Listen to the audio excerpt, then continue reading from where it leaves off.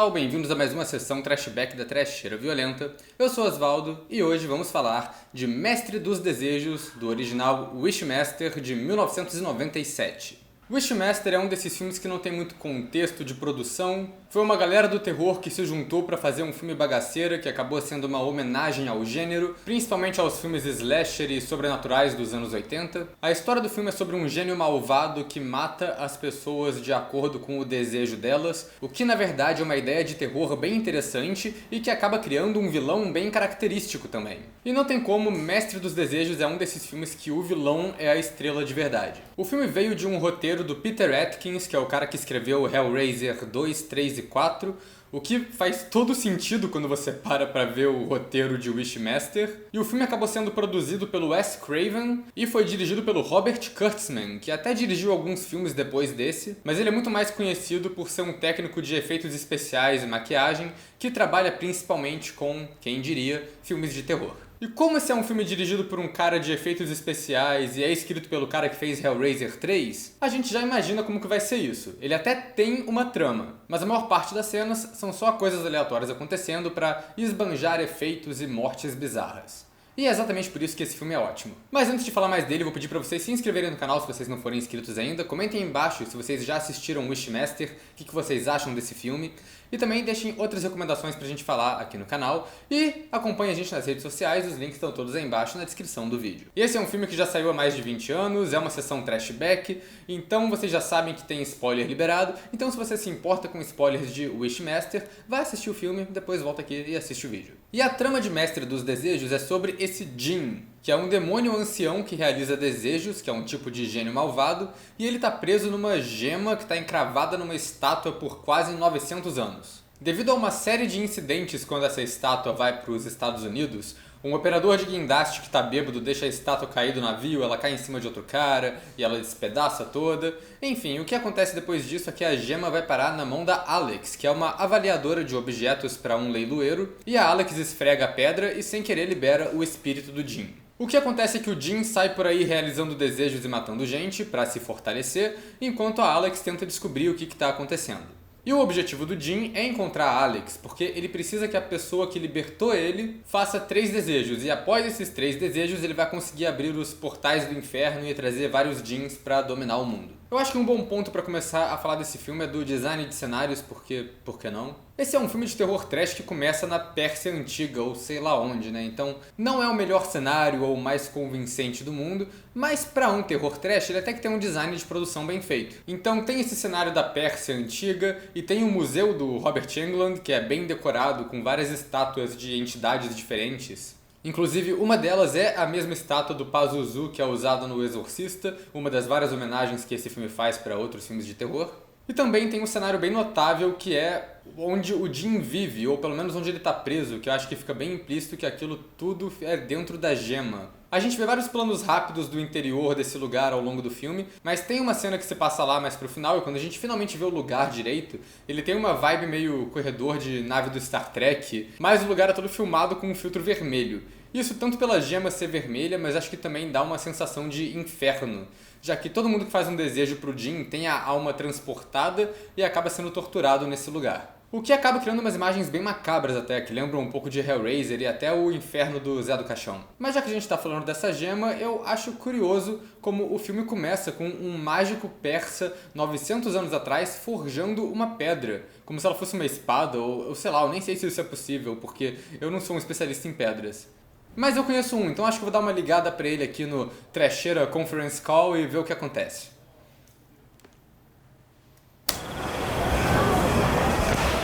Fala, cara! Opa, e aí? O que você tá precisando? Você tá ocupado agora? Você parece estar num lugar meio estranho. Cara... acho que tá de boa, tem um minuto pra falar. Então, aqui é pra falar de Wishmaster, o filme dos anos 90, Mestre dos Desejos. Wishmaster, o do gênio que mata todo mundo? É. Ah, beleza, pode falar, pode mandar. O que foi isso, cara? Oi? Não, acho que tá de boa, Ah, ok. Tu lembra que no começo do filme tem uma pedra mágica que o gênio fica preso dentro? Sim, tem uma gema, é. Que tipo de pedra que é? Qual tipo de gema que é? Então, cara, eles falam que é uma opala de fogo, né? Mas assim, como a gente vê no começo do filme, não é uma opala natural, porque eles meio que fazem um processo mágico, então seria mais uma Opala sintética mágica. Isso existe? Se existe uma Opala sintética mágica, eu nunca vi uma. É possível forjar uma Opala? Tem um processo que gera uma gema parecida, só que é facilmente diferenciável da natural. Por isso, bem menos valiosa também. Eu acho que o Gene ficou puto então porque ele ficou preso dentro de uma bijuteria. É tipo isso.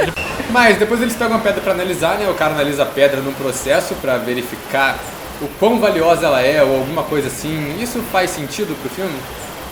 Cara, existem obviamente processos pra analisar esse tipo de material, mas no filme é muito esculachado, né? Ele só ataca 4 lasers vermelhos gigantes na pedra exposta, assim. Obviamente não é assim que esse tipo de coisa acontece. Então quer dizer que jogar 4 lasers em cima de uma pedra não diz o quão valiosa ela Cara, é? geralmente não é assim que a gente faz. Você escutou isso, cara? Oi? Tem certeza que tá tudo Caralho. bem aí? Caralho, mano, é um urso. Cara, não tem nem urso no Brasil. Calma, eu explico depois. Ok, isso aconteceu. Ok. A direção do filme não é tão mirabolante assim, e nem é o foco da produção, apesar de ter uns momentos bem criativos. Eu gosto dos planos à la Evil Dead que acontecem nesses corredores vermelhos dentro da gema, e o filme tem um trabalho de câmera legal também em alguns momentos. Tem um plano que começa com a protagonista sentada com a professora Enredo no sofá, aí ela levanta, a câmera segue ela e depois vira pra mostrar que a professora Enredo agora é o Jim. Então tem vários momentos legaizinhos assim na técnica do filme. A fotografia também não faz tanta coisa fora do comum. Tem uma cena quando o Jim tá passando por um segurança, que quando ele vai usar a magia dele, tem um plano que entra uma luz vermelha e azul na cara dele, dá um ar de sobrenatural pra cena. Isso é uma coisa que podia acontecer mais durante o filme, mas que só é usada nessa cena e fica um pouco deslocado. Mas né, esse não é um filme de direção ou de fotografia, esse é um filme de efeitos. E toda a trama dele é uma grande desculpa pra gente ter umas cenas de efeitos fodas. Tem várias mortes estranhas com efeitos práticos grotescos, e o filme tem alguns efeitos digitais também que se destacam um pouco, mas que pra 1997 são ótimos. Tipo a cena que o Jim assume forma humana pela primeira vez, pegando o rosto de um cara morto, e aí ele coloca o rosto no dele e rola uma transformação digital que é surpreendentemente boa. Mas o que é legal dos efeitos de Wishmaster é que o filme começa e termina com duas cenas que são bem parecidas. São 2 massacres sobrenaturais que acontecem durante uma festa ou alguma coisa assim, porque nas duas cenas o Jim atende a um pedido bem ambíguo. É algo do tipo, me mostre maravilhas, ou eu queria ter uma festa que seria lembrada por anos. Então ele realmente faz isso, ele só taca um monte de coisa estranha acontecendo pra matar todo mundo de jeito esquisito.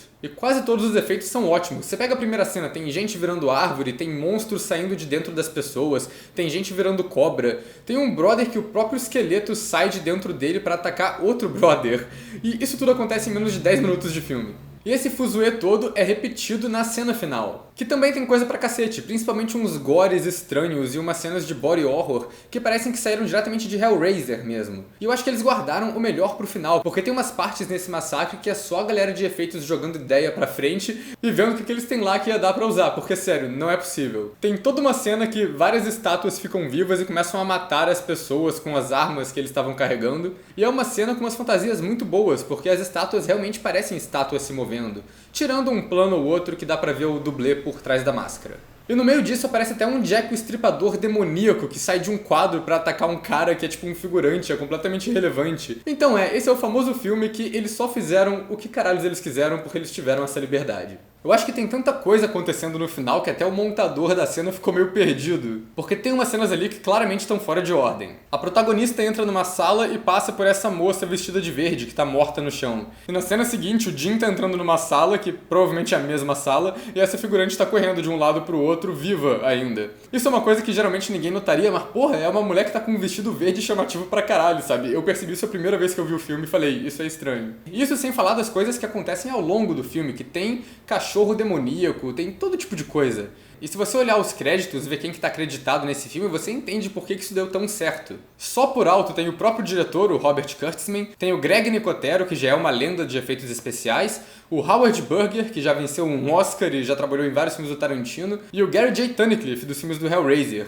Isso são só 4 pessoas de uma lista enorme de gente que trabalhou com efeitos e maquiagem nesse filme. E falando em maquiagem, é claro, o Jim também é fantástico. Ele tem um visual bem característico, que talvez seja um pouco vilão do Power Rangers, mas que funciona bastante. E eu gosto que o visual dele também vai acontecendo por etapas. Ele vai se modificando ao longo do filme. Quando ele renasce, ele tá em uma versão pequena e bem esquisita, e depois ele cresce, mas continua sendo uma versão meio incompleta ainda. Ele tem esse aspecto meio Hellraiser, dele ir se restaurando ao longo da trama. Quer dizer, não é tão evidente assim. Ele chega bem rápido na maquiagem final, mas ele só aparece com o figurino completo mesmo, a roupa inteira do Jin em seu formato real, no final da trama. E eu gosto dele como vilão também porque ele tem regras bem estabelecidas. Ele tem poder ilimitado, mas ele só pode usar esse poder quando alguém faz um pedido pra ele. A pessoa que libertou ele da prisão dele tem direito a fazer 3 desejos, mas esse último desejo abre o portal pro inferno, dá um poder completo pro Jin, meio que liberta ele dessa obrigação de fazer desejos. Mas ao mesmo tempo ele também pode atender desejos de pessoas aleatórias na rua. E nesse caso ele realiza o desejo da pessoa em troca da alma dela, sabendo ela disso ou não, e no final ele pode coletar todas essas almas para se fortalecer como entidade. E ele também tem a habilidade de se transformar em qual pessoa ele quiser, desde que ele arranque o rosto dessa pessoa e coloque por cima dele. A forma que ele usa o filme todo, é claro, é o ator que faz o Jin, que é o Andrew Divoff. Como alguns de nós se lembram, o Mikhail, o outro de tapa-olho lá do Lost. E o Andrew Divoff manda muito bem no personagem. Ele faz essa coisa da entidade que ela tá praticamente entediada, porque ela é um ser superior ali, ela tem poder pra fazer aquilo tudo, mas ela tá presa nessa forma. Então quase o tempo todo ele tá bem controlado, tá mais calmo, fala numa voz bem suave, porque ele sabe que tá no controle da situação. Mas tem alguns momentos onde ele fica puto de verdade que são muito bons. Eu particularmente gosto da cena que a protagonista faz ele atirar na própria cabeça com um desejo extra que ela ganha. E a cena serve pra mostrar como ele é imortal, armas não ferem ele, mas ainda assim ele fica puto porque ele continua sentindo dor. E eu gosto que a atuação dele leva muito o personagem, porque ele é um monstro que não pode só sair matando todo mundo. Ele tem que fazer as pessoas pedirem alguma coisa pra ele. Então muito do que ele faz depende da lábia também. Ele convencer as pessoas ou fazer elas falarem algo que ele possa interpretar como um desejo. No fim das contas, o cara é só um pilantra bem carismático mesmo. Mas uma coisa que eu acho curiosa sobre o personagem é que tem uma cena que o Jin fala no celular e ele reflete como eles são apetrechos bem úteis. E aí quando ele falou isso eu fiquei me perguntando, realmente esse cara nunca viu um celular antes, mas peraí, como ele sabe mexer no celular? Além disso, eu entrei numa espiral de pensamento, porque esse filme não faz tanto sentido, porque essa porra desse gênio tá preso na pedra há 900 anos, desde a época do rei Xerxes, ou sei lá quem porra tava mandando na Pérsia. Ele acorda em 1997 e ele não fica surpreso, sei lá, com os carros e com os arranha-céus e com o saneamento básico. Ele fica moderadamente entretido com um cigarro na rua no começo e aparentemente é isso, esse foi o choque temporal dele. Esse filho da puta não devia nem saber onde ele tá. Ele não sabe o que é América, não tinha América na época que ele ficou preso na pedra. Como é que ele sabe falar inglês, inclusive? Além do Jin, outro personagem importante pra trama é a protagonista, porque, né, geralmente protagonistas são relevantes pra trama do filme. Eu não acho que a Alex seja uma personagem tão memorável assim. Ela é uma protagonista meio genérica e que fica apagada porque o vilão do filme é realmente muito mais interessante e rouba toda a cena. Mas ela é um personagem que é estabelecido bem o suficiente. Ela também trabalha como treinadora do time de basquete de um colégio. No começo do filme ela faz um discurso sobre concentração em uma hora decisiva do jogo, ou alguma coisa assim, e isso meio que reflete no que ela faz no final, quando ela tá indo contra o tempo e precisa arranjar um jeito de vencer o Jin. E ela também tem um passado trágico da família que morreu no incêndio, que ela não conseguiu salvar, e o Jin usa isso contra ela no final pra fazer pressão, que ele prende a irmã dela num quadro e esse quadro tá pegando fogo, então é relacionado com o passado dela. Mas como eu disse, né, esse é um filme de efeitos, então o roteiro também não é lá essas maravilhas. O personagem do Jin é bom, mas muito do filme depende de uns diálogos expositivos que não são nada sutis, e a investigação da protagonista também bate em todos os clichês possíveis de investigação. Tem o livro conveniente sobre gênios, e tem a personagem da professora Enredo que aparece pra explicar a trama umas 2 vezes no filme. E as cenas do Jin fazendo desejos e matando gente realmente são melhores. Mas ainda assim elas são meio estranhas, porque pra elas darem certo as pessoas têm que falar de um jeito muito específico pro Jin conseguir fazer o poder dele funcionar, e às vezes faz sentido porque eles são coagidos a fazer um pedido ou algo assim, mas às vezes os personagens só começam a se abrir e revelar desejos ocultos pra um completo estranho ou algo assim. Se for pessoa aleatória na rua até vai, pode acontecer de vez em quando, mas quando você tá falando isso pro cara que você tá expulsando de uma festa, quando você é o segurança, aí já começa a ficar meio estranho. A trama vai alternando entre isso, né, entre a protagonista descobrindo coisas e o Jin atacando gente aleatória, até que os dois finalmente se encontram no que é uma das melhores cenas do filme. O Jin mata a professora Enredo e se disfarça dela, então ele fica uma parte da cena tentando oferecer coisas para a protagonista, como se ele fosse o anfitrião da casa, oferecendo uma água ou oferecendo de ligar o ar, para tentar fazer com que ela faça um desejo para ele sem saber que ela tá fazendo. Isso não dá certo, mas ainda assim é um plano inteligente do vilão e eu aprecio quando os personagens fazem coisas inteligentes na trama do filme. E o Jin é um vilão inteligente ao longo da trama. Ele induz a protagonista a fazer o segundo desejo dela, por exemplo. O primeiro desejo que ela faz é querer saber o que ele é. Então, ele tem margem para interpretação, ele transporta ela para dentro do mundo infernal dele. E o único jeito dela sair de lá é gastando o segundo desejo dela. E no final, a protagonista também faz uma decisão inteligente, ela resolve tudo de um jeito bom. Ela faz um desejo muito específico que não abre margem para interpretação errada.